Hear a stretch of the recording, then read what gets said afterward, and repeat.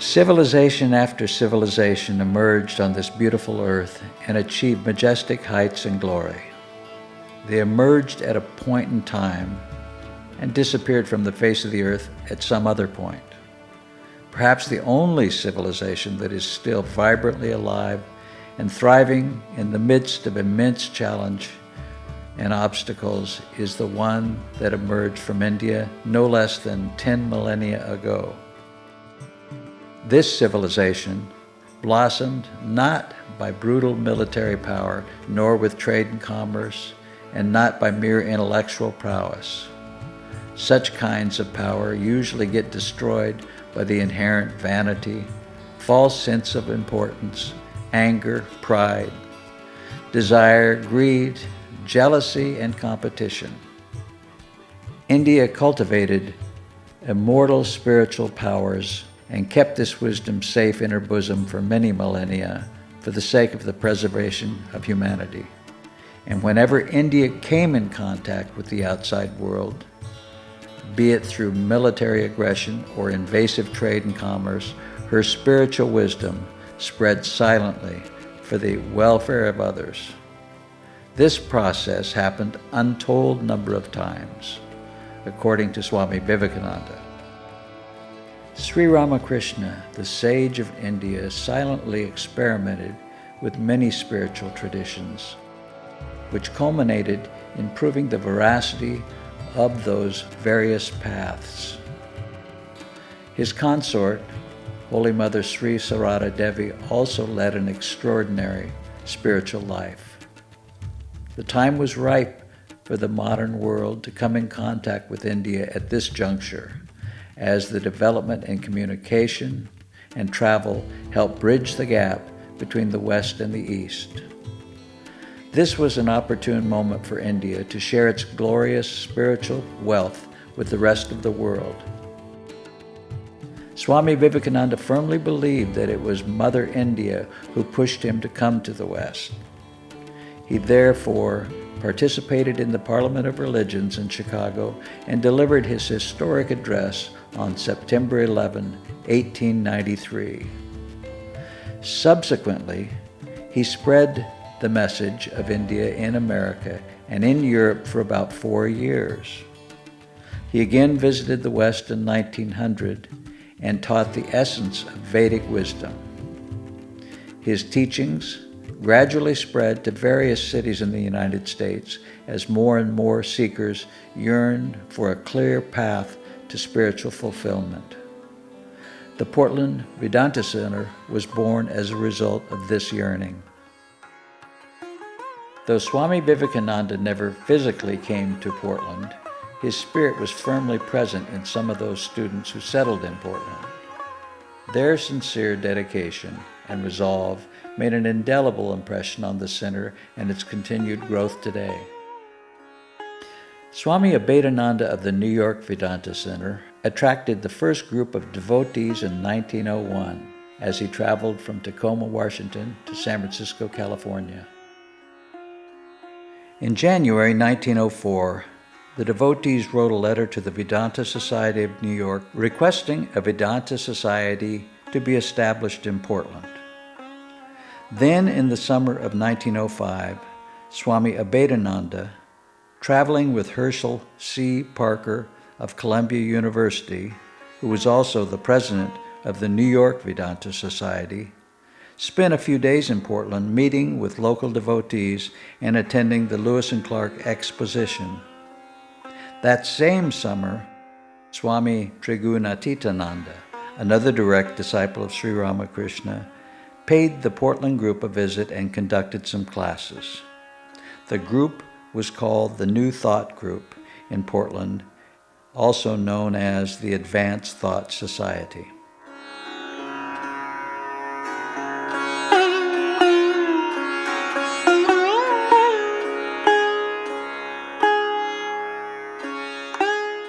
In April of 1918, Swami Prabhavananda, while traveling through the West Coast, presented 3 lectures to the students of Portland, and he did so again in 1920.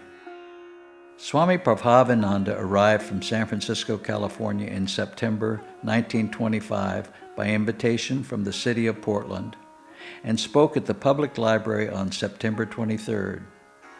He also gave a talk at the Assembly Hall at the Portland Hotel on September 30th, offering classes on Raja Yoga. The Portland students were so thrilled and inspired by his talks that soon after, on October 6th, 1925, 70 Portland residents and devotees held the first meeting of the Vedanta Society of Portland at the Portland Hotel with Swami Prabhavananda and elected Mr. Hal Child as their president. That same year, on November 6th, Swami Prabhavananda and Swami Prakashananda performed a dedication ceremony in the old Kramer Building, room 616, now Southwest 2nd and Washington Street. That winter, Swami Prabhavananda delivered a course of 8 lectures on the Gospel of St. John.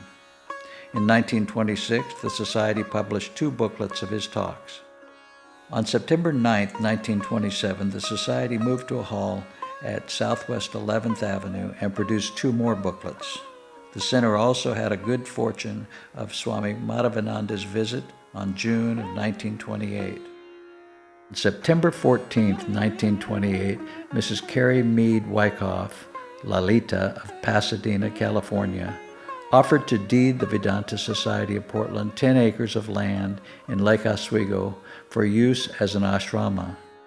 On October 4th, the Vedanta Society of Portland became incorporated and gained legal status within the state of Oregon. However, they could not purchase the property. Swami Prabhavananda had to leave Portland in 1929 as he now had a full-time commitment to set up the Hollywood Vedanta Center, leaving Swami Vivekananda in charge of the growing Vedanta Center of Portland, Oregon. Times were difficult as the Great Depression swept over the nation. In January of 1930, the Board of Trustees struggled to meet even the basic expenses. By the end of March 1930, Swami Vivekananda also left Portland as he was in poor health. Thus, for the first time in 5 years, the devotees were left without a residing Swami. From mid-1930 and all of 1931, those dedicated members still met regularly in various homes of devotees. On February 14, 1932, Swami Prabhavananda introduced Swami Vivekananda at an 8 p.m. public talk. On February 16th, the then president of the Vedanta Society, Mr. Ralph Thom, appointed a committee to find a new home for the Vedanta Society.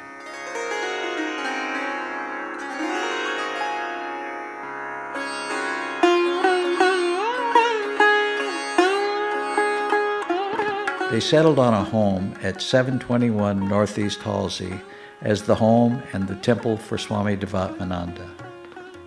On April 1932, they placed advertisements in the Oregonian and publicized Swami Vivekananda's open discussion, "Has the present depression any useful purpose in life?" The topic and the talk were very timely, and the Society's membership steadily grew as the Portland devotees embraced their dedicated new Swami in charge.